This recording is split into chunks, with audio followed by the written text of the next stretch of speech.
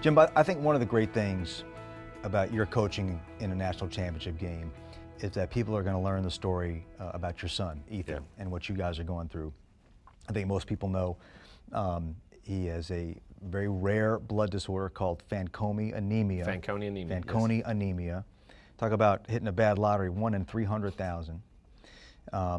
Within the next couple of years, I gather he's going to need a bone marrow transplant. It's going to have health concerns for the balance of his life.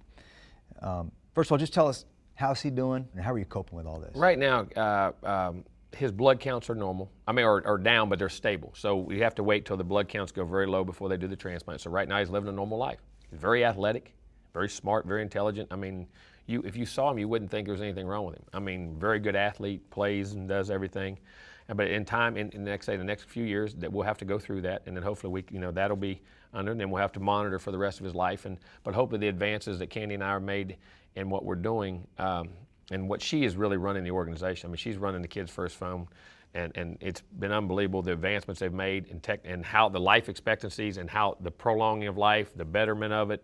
I mean, I really believe we can find a cure for it, or be able to deal with things and be able to help it have long life expectancy because of the technology, again, of what's going on. One thing about technology, it's helping in that world tremendously. And the funds that we're having, because it's an orphan disease, we create the only funds for it with some other people. There are other organizations out there, but we're one of the ones, and we're giving it almost 95 or 96% of the money in our charity goes straight to the research. We do directly right there to it, and they're making tremendous strides. But Candy has been the one who's got that organized and structured, and hopefully with time and God willing, and we'll have success and keep bringing awareness that we can get this thing beat. We'll beat it just like we do anything else.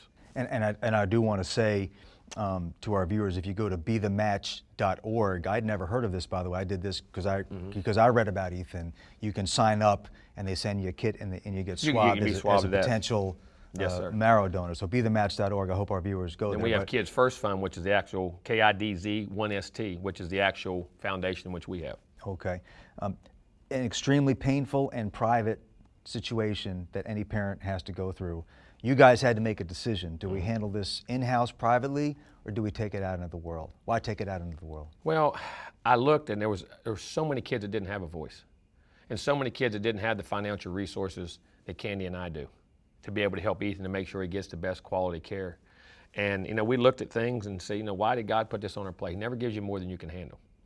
And we truly believed it was a situation where he's asking us to be the face and or be the platform that we can get this out there. Not just, we want to help Ethan most definitely, but we help the other children that are affected with it, because what we're finding about this disease, the main and the worst gene of the disease, BRCA, which goes in, BRCA1, BRCA goes into breast cancers, leukemias. This is also helping all those diseases, but we thought this platform, God put this on our plate for us to have that platform to go out there, me as the head coach, and be able to present this and be able to figure out a way to cure this disease. And we thought it was a way to help not only Ethan, but the other faces of this disease, that we can, and the other children and people affected with it, that we can help them. And we've got the platform to do it. So God gave it to us. We can handle it. Let's do it.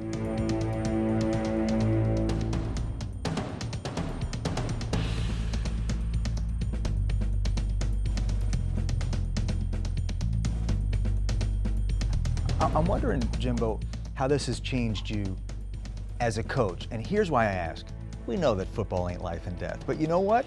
It's a pretty big doggone game. It is. And it's okay to say that it's a big game. And I think, a lot of times you talk about how hard you've worked and maintaining that edge. I mean, you almost have to approach it, obviously not that it's life and death, but reasonable facsimile thereof.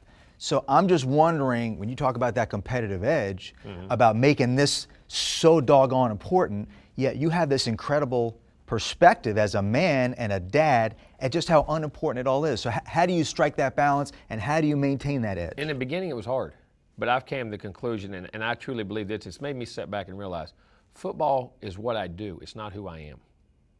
And I think it's very important what we do. We want to be great at. We want to be successful at. But in the end, it's not everything. And there are other factors, like my family and all these other diseases and issues that go on out there in this world. Now, can I use this to help that? Yes. But to me, still, football is what I do. It's not who I am. And I think it puts it in perspective for me. And that's the best way I can, in my mind, that's what sorts it. So you don't have to feel guilty when you're a hard-charging football coach and and making it important. No, because that's what we do, and we need to do what we do well. Because I'm going to tell you what, developing these kids as people, as students, as players, is just as critical to them. I have to help them just like I'm helping Ethan and the other folks with Fanconi Anemia. That's very critical to me, and I take that unbelievably responsible, that responsibility greatly.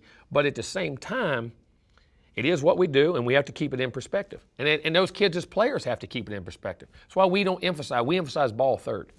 Being a great person, making great decisions, understanding who you are and be able to make the right decisions in life to be successful, then in the classroom, then on the ball field. If we can get those two right, the ball's easy. I was going to say, and those two lead to winning, right? That's why the better character, right? That's why we're having the success we're having right now. We have better kids on this team than we do players, and we're extremely talented.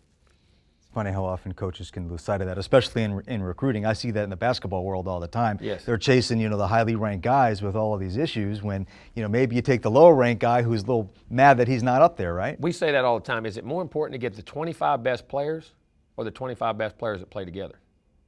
There's a final. You have to have a certain talent level and certain things, but we fight that in recruiting, and I think that's one thing we've gotten a great job of here. And just because a guy's not as talented doesn't mean he's not as good a player. Well, listen, Jimbo, I can't thank you enough for taking the time. I know it's a busy time, but it's an exciting time, and you've earned it, and I hope you enjoy it because it doesn't come around all the time. Thank you very much. Thanks for being on the show, Jimbo. Thank you. Great to be with you. You too.